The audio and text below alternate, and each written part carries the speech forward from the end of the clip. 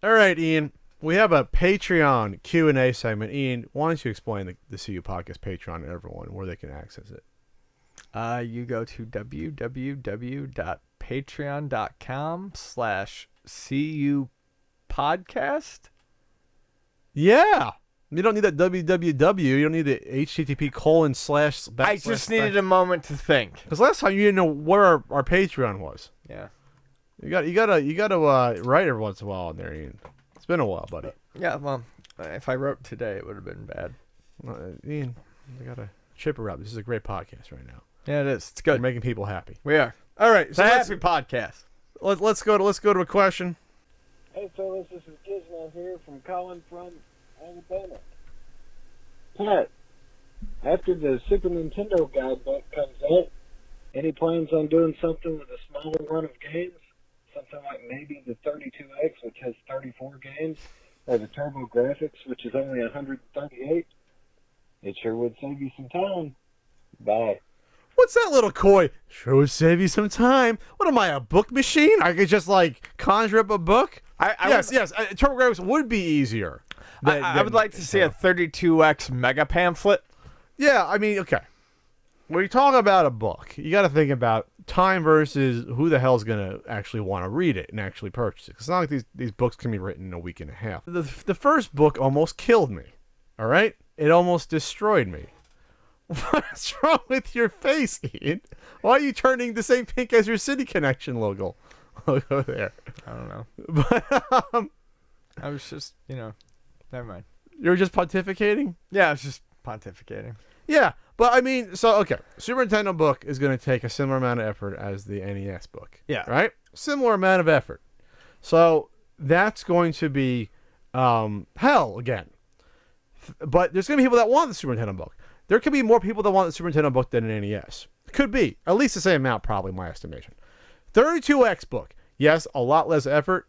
I would probably end up selling on Kickstarter 23 32X books. It would probably be around that amount that would buy a 32X book. You're going to upload it later, but we actually had a fun conversation similar to this at the Continental Breakfast podcast about the RCA Studio. Yeah, the RCA Studio too. Where we were just going to hand spiral bound and Xerox, 12 copies and see if we could break even. Yeah, honestly, I think that's the over-under on an RCA Studio 2 book. It'd be 12 copies that you could sell on a Kickstarter. So for a TurboGrafx 16, it would be more than a 32X, but not anywhere near an NES or Super Nintendo book. So you don't know, but there is less games. So if there was 1,000 TurboGrafx games, that would probably, I'd be hesitant to even think about that. But being there's 140, and then you can throw in some PC Engine games, it becomes more manageable. And then you can have fun with it. Maybe do a history part and, do things like that. There would be a good trade-off. There'd be a trade-off where even if you didn't do the same amount of sales, you can still turn probably some sort of profit and make it worth your while. And you wouldn't have to take 3 years to do it. Right. You can do a TurboGrafx book in probably less than a year if all your ducks are in a row. Why am I keep saying ducks in a row? I have any other analogy I can use? Quack. You ever see ducks in a row? Like on the lake or pond? Yeah. No. Yes. I've only seen ducklings behind their mama duck. I never saw the rest of the ducks in a row. That's a row. And so that makes it seem like you're going to be shooting the mama and their ducklings. No one does that. That's not sporting. Is it? Why do you keep thinking that people are going to shoot the ducks just because they're in a row? Because you get them in a row to shoot them. That's the expression. You get your ducks in a row, then you shoot them. You don't get them in a row to look at them. Next question. Hey, Pat and Ian. This is Zach Wary. My question for you guys is, in 2017, do you think it's viable to start a retro video game shop? The reason why I'm asking this is because I've been thinking of opening up my own in my local city, just because the only video game stores we have are GameStops. Obviously there's pawn shops that sell video games in addition to a few other things, but one of the common comments I've gotten back is obviously the competition from online. Online sellers obviously don't have the overhead expenses that brick and mortar shops do. So again, the question, do you think it's worth opening up a retro video game shop in 2017? And if so, what things would you guys do to make it a viable and successful business? Thanks, and I love the podcast. Take care. We've actually answered this before, I believe. We have. And my answer has always been a very, very cautious, fatherly no. Okay. To even have a chance, you have to be, I would say, in a location there's no other store around for like at least a 30 to 45 minute drive. No other option. You have to have money to sustain this without profit. For at least a year? 2 years? No. 3 to 4. 3 to 4? At least 3. The common knowledge in the restaurant industry, and everyone eats, is that you need to be ready to take a loss or not make profit for 3 years. Sure, but a restaurant has a lot more overhead and expense up front than a retro game store does.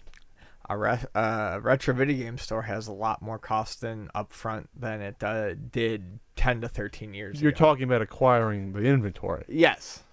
So it really depends on what kind of inventory you have. But if you have the inventory going into it, like a collector does, you have a chance. Yes, but you have to have a huge collection. A massive collection. Your collection is not necessarily large enough to open a video game store. Is that a challenge? Do you want me to open up a video game? No, but I'm just saying you've sold off a lot of your doubles and things like that. Oh, sure. You have singles. I have singles now. You're right. I don't have 35 so you have an incredible collection, but that does not necessarily equate a store. Sure.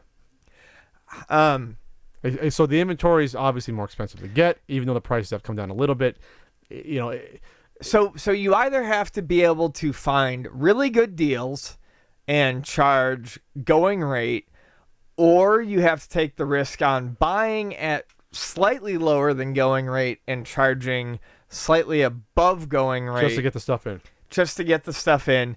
And then you have to wait a couple of years until you have a customer base that will constantly bring you rolling trade-ins, at which point then you start to sit more comfortably as you don't have to worry about going out to get your stock. People bring it to you.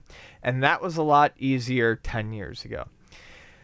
The only thing is, the only thing that's changed my opinion slightly, and this is not me saying, okay, go run out and get it and do it, is that someone did come up to me in Phoenix and they said, hey, I'm real happy to meet you. It's great. I want to talk to you about, opening a store. You told me, I think it was the person who originally asked this question. They were like, you said not to open one. They said, and I took your advice to heart, but due to circumstances, I ended up with a lot of games, and things happened, and I couldn't store them anymore, so I did. And I opened a store in an area that had no stores in the outskirts of Phoenix, and we're doing great. And I was like, well, congratulations. But it really depends on the situation of the area. Sure, you also have the area where people, a decent amount of populated area where they can acquire those games themselves too. Or not. Yeah. I don't think you can just rely on, at this day and age, people just clearing out their closets for games. At this point, you're also to rely on having a population of either collectors or gamers that have had a lot of games for a long time and have a decent amount of stock that are going to trade that in. So and keep it going. I think the two major things are, what is your rent? How dedicated are you to potentially running the store entirely on your own for the first couple of years to cut down on employee and overhead costs? And how cheaply can you acquire your inventory? Because if you get a windfall and you acquire, you can acquire 1,500 PS2 games for next to nothing and get some good stuff in there, well, great. You've got one section of inventory taken care of. Mm-hmm. And then if you have to pay a little bit more for your NES stuff, but you've got some good PS2 stuff, you know what I'm saying? Like, sure. You've got to be able to shuffle that around. It's one of those things where you have to, it's almost at the point now, like you said, with opening a video game store, you have to look at it as being a collector first. And if you're willing to dump money into a collection, but think about opening a store later, it depends on how many windfalls you can come into. If you can come into enough to open a store and you're financially stable, then go ahead and do it. Last question from this person. Hello, everyone. Daniel Greenberg calling from Winter Iron Game Studios in the historic video gaming district of Clifton, Virginia. Hello, Daniel. Question to chew on. As VR platforms expand beyond early adopters, what classic game franchises do you think are best suited to take advantage of the tech, why. Thanks again for the podcast, gang. Very efficient. Daniel, thanks for the question. Very efficient, straight to the point. Said your name, where you're from, and plus you're writing for a certain Super NES guidebook as well, Daniel. So, what classic game franchises would be best suited for VR? That's a tough one. So actually, it's pretty easy because I think it was well, one good answer. One serious answer would be, after playing Metroid Prime, just the first one at least, and seeing how well they did it in first person, I think Metroid could be interesting in VR.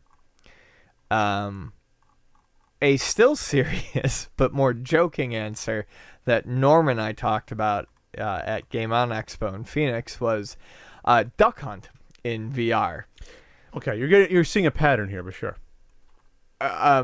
No, but Duck Hunt gives you a whole world to hunt ducks in. But then Norm and I decided we would just fuck off and explore the world. Yeah, that could be fun. And but you see the pattern is that you're relegating this to first-person shooters. No, VR. Though. But no, that's the point. Duck Hunt's a first-person shooter. You think first-person shooter with something like Duck Hunt, but if you make the world rich enough, you just go off and do whatever the hell you want. Your concept of classic games is now limited to first-person shooters because I've seen the gameplay of the VR Super Mario Brothers and stuff like that. I have no intention of ever wanting to play that. No. That looks fucking awful. Oh, yeah. You're never going to translate over the same experience of a side-scroller to a virtual reality platformer like that. It's just not going to happen. Something like Wipeout, the Wipeout series, would be great. A racing game, obviously. Yeah. Because you're almost there. It's as close to a virtual reality game as you're going to get, playing like an arcade-style racer. Sure. In reality, I guess if we're talking seriously... Troopers 3. Yeah. Virtual reality. What? I don't think there's a lot of stuff that... Maybe it's why I'm not so interested in VR. I don't know that there's a lot of stuff that does translate to virtual reality very well. Not. Besides shooters and stuff like that. I'm still waiting for that. Oh, this is the year VR is going to take off. Still waiting. Still waiting. Yep. I mean, I've played some good stuff in VR. I played Thumper in VR, which is a rhythm game, but why it works in VR is because it's still coming from the zooming down a track standpoint. Sure. Thank you, Daniel, for the question and those other questions. We have a bunch of others. We're going to get to them next time. If you want to ask a question via voice. Voice is the hot thing, Ian. It's going back from digital and text to voice. You know it's digital.